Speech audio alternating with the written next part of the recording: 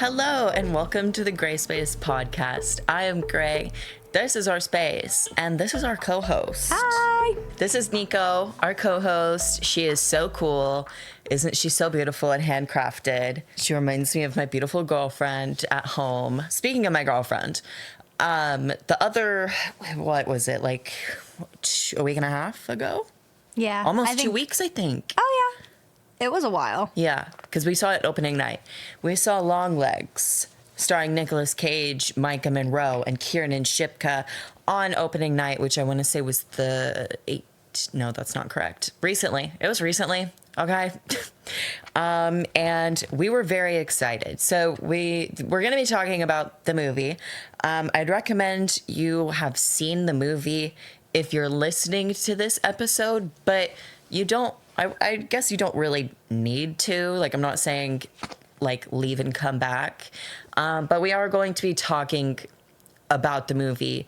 Yeah. And explaining our opinions on with it. Spoilers, for sure. Yes, there will be spoilers. Spoiler alert. Yes, because we were very excited for this movie. If you're unfamiliar, if you have avoided any marketing, all of the marketing for this movie, basically it was marketed as like an FBI, like serial killer hunting kind of movie. But a lot of the marketing, just for context, which because it is important, a lot of the marketing was also surrounding Nicolas Cage's character's Longlegs appearance, because they avoided showing it in basically all promotional material. You know, we saw little bits and pieces of him, but they purposely avoided showing him while talking about how scary he was. So we saw the movie opening night because I was really excited, actually. I saw the trailers. I thought it looked really good. I really was a fan of the marketing around the movie, although I will say I was not as into it as other people are. Like, I know of the ARG, but I haven't played it, but I know it exists. But basically, we saw the movie and we were disappointed, and we're here to talk about it. Yeah. And I'm going to take a sip of Sad. water if you want to speak. Yeah. First thing, my mouth closes manually, so it will stay open when I'm not talking. Like this. Otherwise, my hand muscles in here, my owner's hand muscles, will die. So yeah, pardon that. She will build hand strength as time goes on. So, I mean, where do we want to start? We can start with our horror backgrounds. Yes. So for context, we don't dislike the movie because it wasn't scary enough. While that is going to be a bigger critique, it's not like we're fucking horror guru experts and we've seen every movie known to man and nothing can faze us. I would say Nico is less spooked by like horror media, or I guess you're just scared of different things. Yeah, I think probably that's accurate. I don't do gore very well. I have to like close my eyes and stuff. But I have been consuming horror for a lot of my life. So a lot of horror imagery in media and descriptions in books doesn't faze me quite as much as your typical person, I guess. Yeah, I would say I defer a little bit. I have not been, I mean, I've been into horror for, a good few years. I would say, no, I literally don't know. But I really like it currently. However, I am a bit more of a scaredy cat. We mentioned this in the vlog, actually, where we saw Longlegs, where I can handle gore a little bit better. I don't like it. I really don't prefer it, especially when it's needless, but I can visually tolerate it more than my co-host can. Not that matters, because I would argue this movie doesn't, technically, yes, there's gore, but it's very minimal. Yeah. Not like that's not to say that I'm like disappointed that there wasn't enough gore. I'm glad. I don't think you really need gore at all to be scary. So I didn't miss it, but I know some people did. Yes. Yeah, that's true. I wouldn't argue that it needed more, but I would imagine for the context of the movie, like the story of hunting this serial killer, I was picturing there would be more. Yeah, I can see that. However, our biggest critique is that he's not, I mean, he is a serial killer, but he's not really just a serial killer. Because the whole, if you haven't seen Longlegs, I don't know if it can even be counted as a twist, but the thing with Longlegs is that he is a serial killer, but he's actually just a Satan worshiper and is doing it because hail Satan. And so it's just a devil possession movie. It's a demon movie that they disguised as something else. Yeah. I am going to be really honest up front and be for real that demonic possession horror specifically is not my favorite. I don't like it very much. I think you have to be pretty creative to do it in a way that's genuinely scary for people. But I grew up Southern Baptist evangelical, so I have a pretty intense religious history that desensitized me to a lot of demonic biblical imagery. But I think there are good ways to do it. I've seen a few movies that I've liked that have done it, so it can be done. This movie was womp womp. Yeah, and we've talked about Longlegs a good few conversations, and we keep being like, we gotta record the fucking podcast about it. But we've talked about this. I have much less of a dislike of demonic possession, like devil kind of movies, because it's initially what drew me into horror. However, as I've gotten older and as I've experienced more of like the horrors of just being a real person in the real world, at this point, different things scare me. So I'm not against a movie because it is a demonic possession movie. However, in this scenario, I really don't like how it's done. And we can talk about, I mean, that's what we're going to talk about. It just feels lame and unmotivated. And I know that that's kind of a very harsh critique right out of the jump, I guess. But I feel like when we talk about more of the context, it makes sense. We have a problem with Longlegs, the character. Yeah, so let's start with the marketing, because that's what everyone saw first. They pin their whole movie on two mysteries, essentially. One being what he looks like, okay? And the next one being what is happening in the film. Because it's not a mystery of who the serial killer is, because we as the audience know from the beginning it's fucking Longlegs. It's Nick Cage. That's the title of the movie. He's so spooky. We're not even going to show him on camera, this serial killer. So the mystery is not who the killer is. The mystery is why. Yeah, what's Micah Monroe's character, like, how is it going to tie in? Like, what's the actual story happening? Yeah. So I walk in and I'm like, okay, I loved Silence of the Lambs. Think it's a really fun suspense thriller mystery vibe with horror elements of cannibalism. I'm expecting it to be kind of like that. The first act was great. Had me gripped. We see snippets of Nick Cage's character, which had me a little worried. A bit. And then it kind of devolves from there. Especially just like the longer the movie goes on. Okay, so spoiler alert. Yeah, we can't talk about it without talking about it. So I want to preface before we talk about this opinion that might be controversial about Longlegs, like as a character, the character design. I want to preface that we are not accusing anyone of being transphobic that worked on the project. We are not accusing that to be the intention of the movie, to be like a satanic panic, type of movie with like a antagonist who, at least in our opinion, and from what we've seen online, other people's opinion, does feel reminiscent of, I guess a horror version of a trans woman. Yeah, definitely at the very least a feminized man. Yes, and that is something that the creators of the movie acknowledged, right? You saw that article where the director directly, Yep. They reference specifically glam rockers of the 70s and 80s, which, if you guys know much about glam rock, they were heavily, heavily, heavily inspired by androgyny. So, yeah.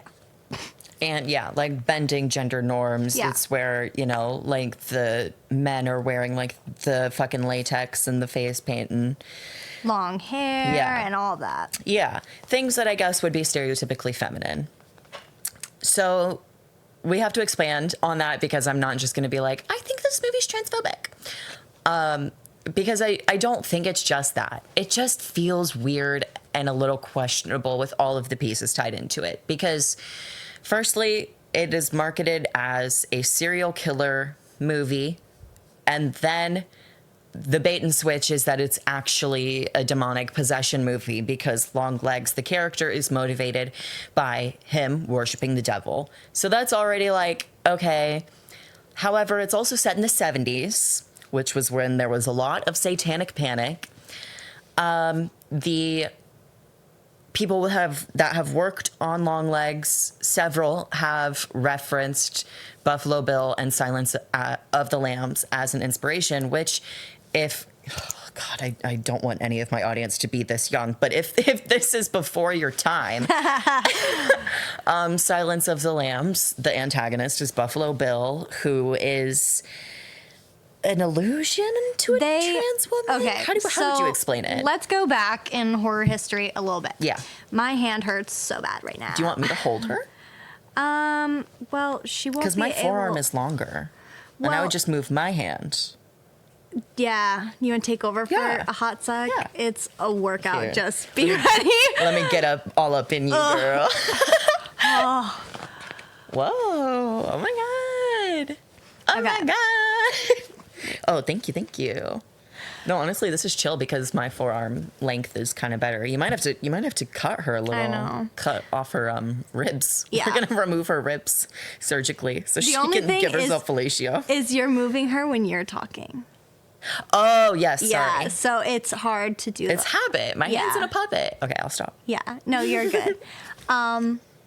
So, all right, this is fun. So, back in 70s and 80s horror, right? There was no explicit mention of Buffalo Bill being a transsexual person.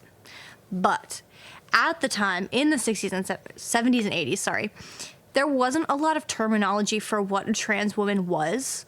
There was, however, a lot of messing with gender in general in that time.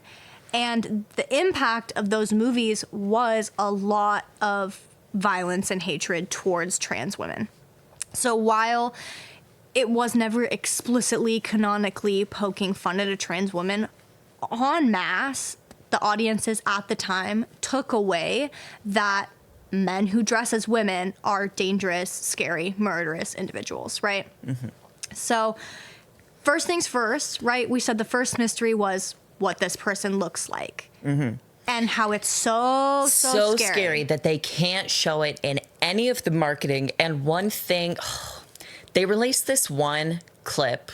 So going back to the marketing, there is a lot of it. I can't talk about all of it because I haven't seen all of it. So if anyone was really into the lore and the marketing, who's played the ARG and maybe has some info that we don't, that you think could benefit the movie, I guess, against our opinions, feel free to let me know. But I'm thinking of one specific clip that they did prior to the release.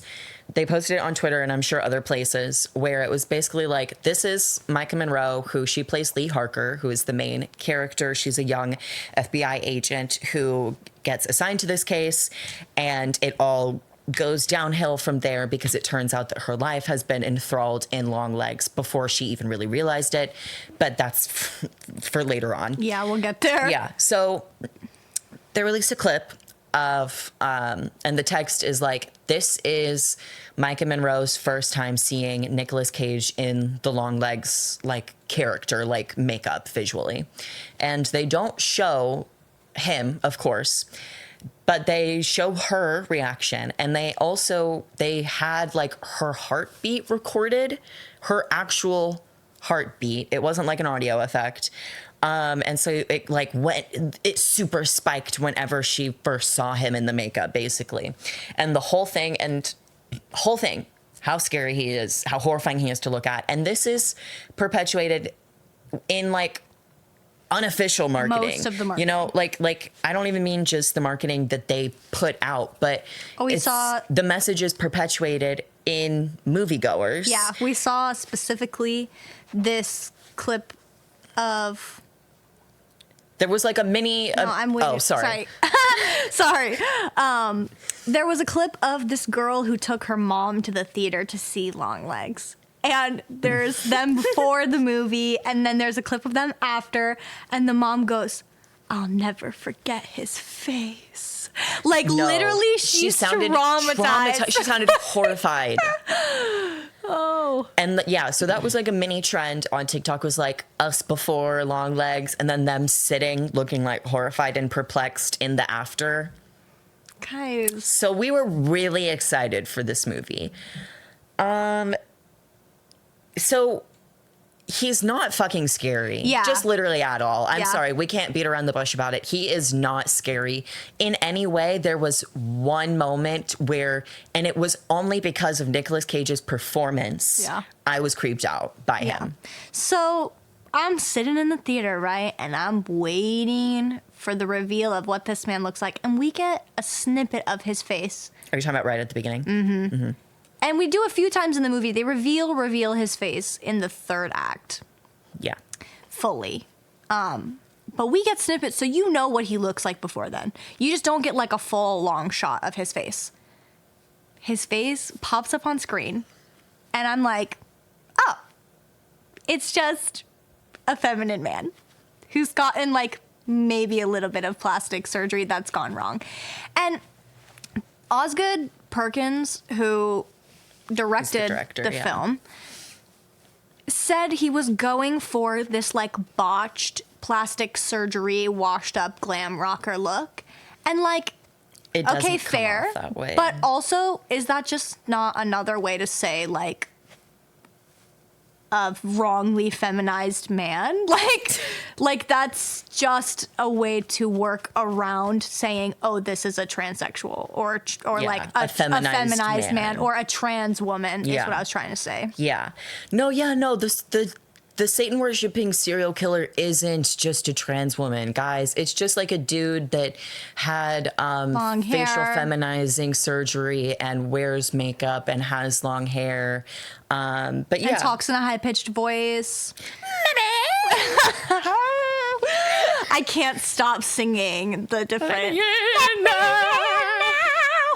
It's just addicting. So funny. But yeah, so like first big mystery of the movie, first big horrifying, spooky thing to be revealed. It's just like, honestly, to me, while you could be offended by this movie, I truly think its worst crime is being so unscary and boring. Yeah.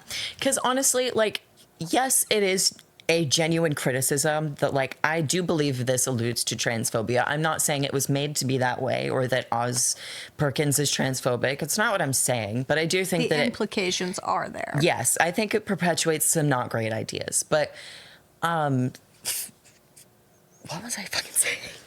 That at the end of the day, it's also just like not scary. Yes, it's unoriginal. It's like a clear homage to Silence of the Lambs and Zodiac, right? That's what that movie's called, where they're hunting the Zodiac killer. Yeah, the like inscripted code or whatever. Yeah, and it's just, it doesn't, do anything original. That was also one of your big critiques, is especially, so, okay, we have to like talk about the whole movie to explain why it's so lame and why it doesn't work. Can we pause for like half a second to go back? Because before we move on from his look and his character, I'm not going to let Nick Cage off the hook, because a lot of the reason for this is the inspiration and research and the way he played this character. He did a lot of research on Buffalo Bill, on those kinds of characters, and even pulled from the movie is a scene where he says to Micah's character, "Do I look beautiful?" Which is a direct reference to Buffalo Bill. Yeah. Was that in the movie or was it cut? They took it out. Okay. Yeah, that's what I couldn't remember. But it's definitely there. So the ties are 100%. Yeah. That I feel is undeniable. But yeah, it's not that I'm like, this movie is bad because it's perpetuating transphobia, which, while I don't necessarily disagree with that, that's not the main critique. It's just like, you're doing all of that to make a lame devil worshipping movie, because that doesn't even really make sense, even beyond just like suspending your disbelief because it's a paranormal horror. Because obviously you go into a movie, you know, it's fiction. You're going to have to, at some points, suspend your disbelief of like, well, that wouldn't happen in real life, or that's, you know, what the fuck ever. But like, there are some things that just genuinely don't make sense in the movie, and it's just uninspired. You know what? I'm going to throw this out there as a good counter argument. The Haunting of Hill House. I did not think I was going to like that. That is a pretty typical, this house is evil, it's a portal, there's ghosts that get trapped here kind of vibe, which is not the most original idea. Yeah. But that show did such an amazing job with that concept and making it unique and interesting. At the end of the day, this movie said, oh, there's this super spooky guy, we don't know what he looks like, and we don't know why he's doing this. And you know, at the end of the movie, the only reason they give us is the devil. And they don't even go into it. They don't explore it in any way that makes it scary. They grab a handful of very cliche, used horror tropes and throw it at you at the end. Yeah. So if you haven't seen the movie yet, and you you don't mind it being spoiled. So the mystery of the serial killing is basically, this guy is finding a way to get into these houses, kill the entire family, and leave. No, it's habit. I know. And leave no evidence behind. So for like 30 years, this guy has been killing families, and nobody knows how or why. Through the movie, we find out the how is he is a Satan worshiper that somehow put black magic in these metal balls and then put the metal balls in the heads of these custom-made dolls, because he's also a doll maker for little girls. So he makes dolls that look exactly like a child. And in the doll's head is like a cursed brain. And so then he uses a pawn from the church to get the doll into the house. And the spell in the doll makes the father kill the family and then himself. So that's how the murders are happening. He is, yes, he is using Satan magic, and he's using, this is like the twist, is that he has an accomplice, which is Lee Harker, the main character's mom, because she, I guess, apparently made a deal with him to spare her and Lee, even though that's really not that clear. I'm not sure. But the why is just Hail Satan. The movie, those are the final words of the movie. It goes back to Longlegs, who at this point, by the way, has been dead because he kills himself in like the second or very early third act of the movie. He turns himself in and then fucking kills himself. So boring. Anticlimactic, so lame for your main villain. No. Yeah. What? No. And then fucking. So the final movie is just it cuts back to like it's supposed to be footage of him in like the interview room or whatever when he's like in police custody, and it's just him laughing at the camera and going "Hail Satan" and blowing a kiss, and that's how the movie ends. So that's the why, is just feminized man is a devil worshiper that preys on little girls and uses them to get into the nuclear family to kill it. Like, literally threw darts at a board of conservative scare points. And, like, it's not even scary. And it's not scary. They didn't even do a...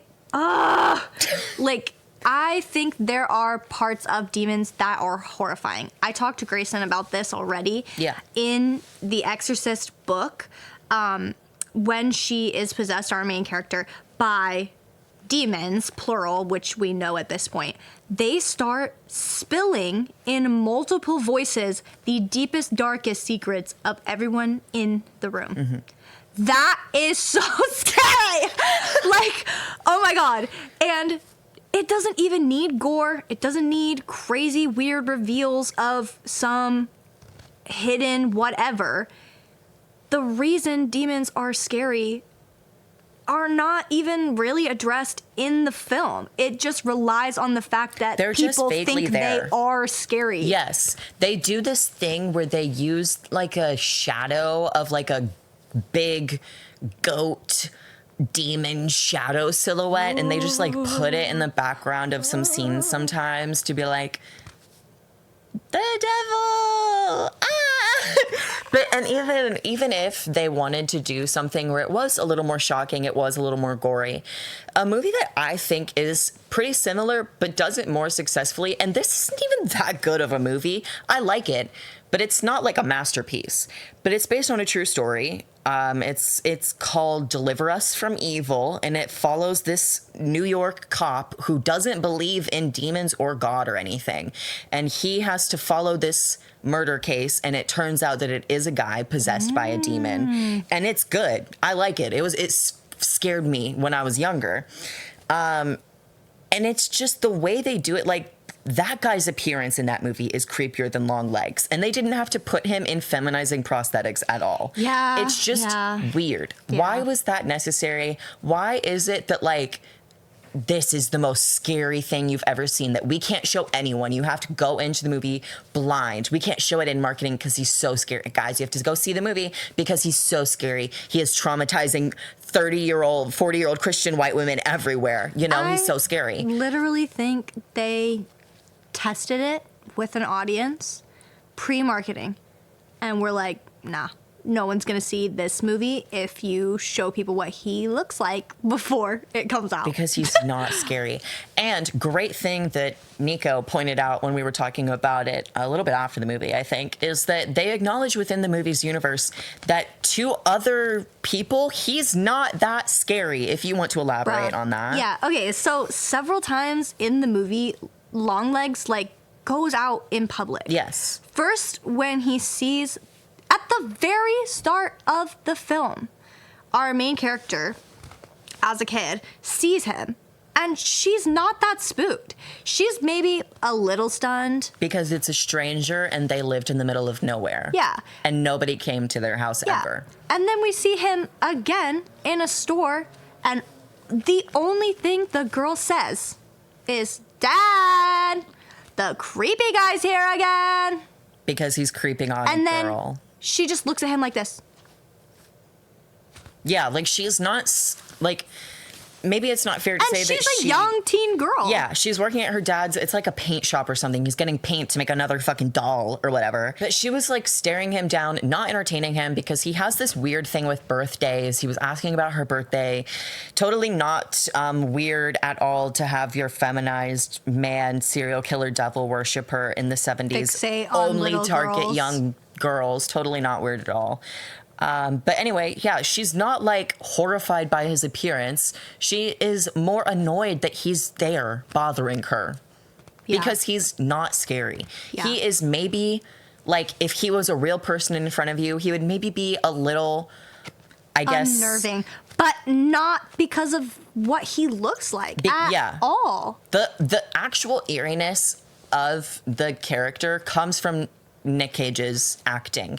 That could be a person on the street, honestly. That could be someone who just looks like that. That could be someone who had surgery and looks like that. Like, they were not... It wasn't this unfathomable horror that I thought it was going to be.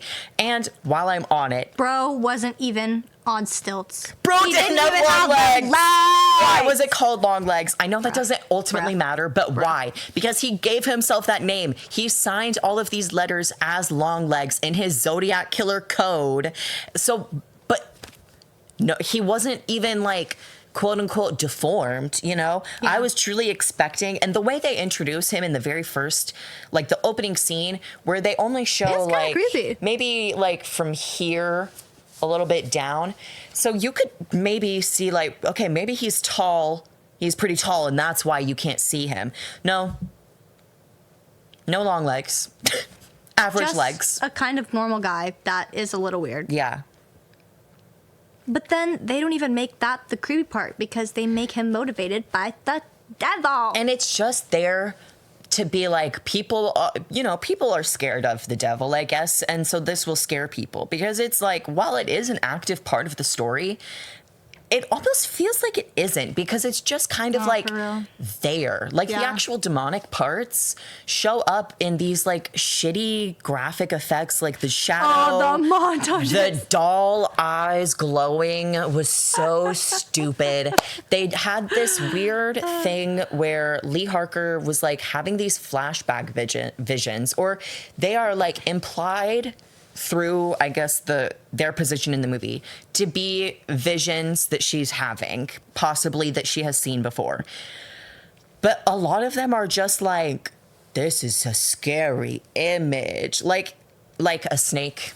Snakes. There is no snakes. There are no snakes. Not once mentioned ever. No. And they're like thrown in as quick shots with this like red editing, as if it's like, yeah. And it's just like, oh, okay, maybe that's going to come back to make sense. No. And then you leave the theater and you're like, oh, so what was up with that thing that never came back?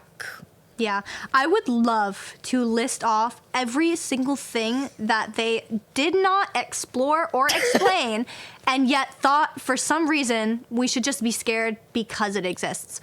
I would like to start with the metal ball because what the fuck? What was that? Because what? So basically the metal fucking ball was like, it held the spell, which like the kind of controlled the daughters, even though not even really that. It was just there to like be there when convenient, because you can break the trance from the dolls by like breaking their heads open and breaking the metal ball, and it will like take the I don't even know how to explain it because they weren't possessed. Didn't explain it either. Yeah, like it was just like a vague mental connection to the girls that the dolls were based on. And it's frustrating because the whole thing is frustrating because there are parts of the movie that were creepy and could have been expanded on and would have been the actual scary parts of the movie. Like there is a good twist, kind of. It's on it. You can see it coming, but there is a reveal that Longlegs has been living in Lee Harker's basement basically her whole life. That's really spooky, and they did not explore it at all.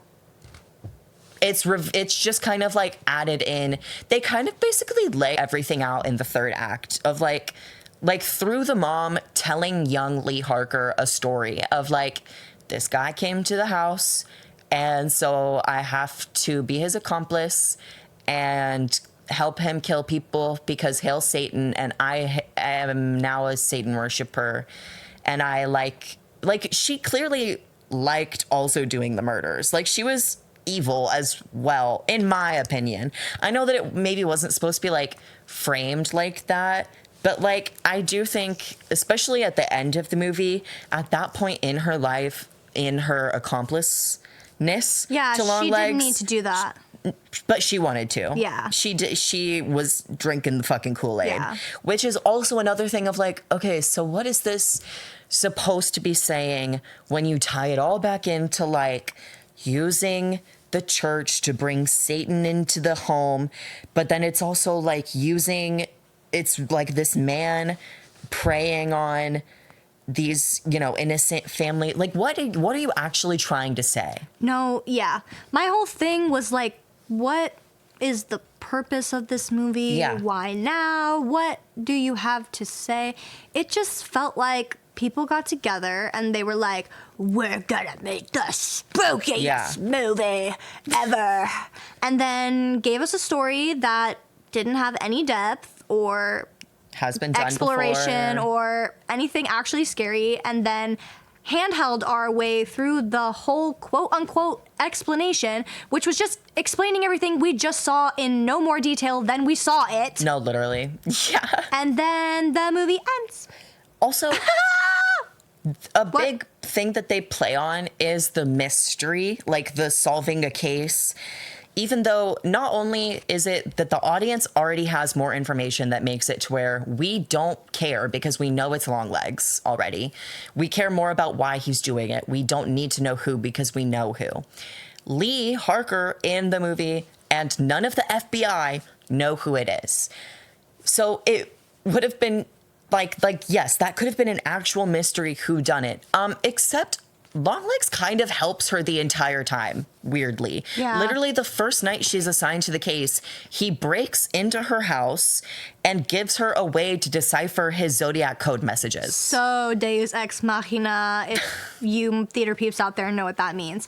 It means God from above, and it's basically when writers use devices that solve plot issues. So, like, she never really solves anything. She doesn't on have her to own. do anything. She gets the code from him and then gets weird visions from the demonic metal ball. Because she's maybe part psychic, but maybe it's also the metal ball. Also never really explored or explained. Yeah. But she maybe is half psychic. I'm pretty sure it was the metal ball. Maybe. But like, bruh. So she draws multiple conclusions throughout the course of solving this mystery. And I say that because when we get the information, it's just kind of presented as is. It's the first thing she tries. She doesn't explain why she tried it, and it just happened to be the thing that worked right away. And she'll open a book and be like, this symbol, it matches this. It lines up with the dates of the days he's murdering people. Not explaining at all how that got there. And why does it matter? It doesn't explain the birthdays and why he's so obsessed with the 14th. It doesn't explain what the fuck the ball was and why, if he's a demon, he needed it to control these kids, and why the devil even wanted to do any of this to the families in the first place. No, yeah. Nothing that would actually make the film impactful or scary. Which is a weird ghost story. You gotta lift up a little bit. Sorry. No, you're good. Got upset. You got upset. You're falling out of yourself, really. I know. I'm trying to think if I have any more critiques, because we aren't just fully dogging on the movie. There are parts of it I like that I will get into in a bit. I'm trying to think though if there's anything else I want to touch on before we move on to that. Totally underutilized Kiernan Shipka. Yes! That's my final critique. She always eats, honestly, and yeah, her acting was underutilized in this film. All of the acting was really good in this movie. I mean, Nick Cage, while, we may not like the basis of the character and like the possible alleged implications, I think he did a good job. I think we see him he does the most acting, in my opinion, when he's in the interview room and like in the car. And those are the, moments where you're the most creeped out that you get in this movie, because he does do a good job. Lee Harker, or Micah Monroe, does a good job with Lee Harker. Love autistic women representation, because you're not going to convince me she wasn't autistic, and that's just how that is. I am forcing that diagnosis on her. And Kiernan Shipka had a very minor role, which I was disappointed in. She was in one scene, and then she kills herself off camera. But that one scene she was in, she took that fucking paragraph they gave her, and she said, this check's gonna clear, and I'm gonna deliver. I like the cinematography. I like the score. The clothing was all right. It was on decade and on theme for like 70s like professional business clothes. Nothing stand out, but it was nice. But there's just the story kills itself. It's just not. It's not good. Like, oh, I hate to say this, but I would not watch this movie again. I would not recommend this movie to anyone. And it kind of reminds me of like a horror parody almost. Damn, a little bit.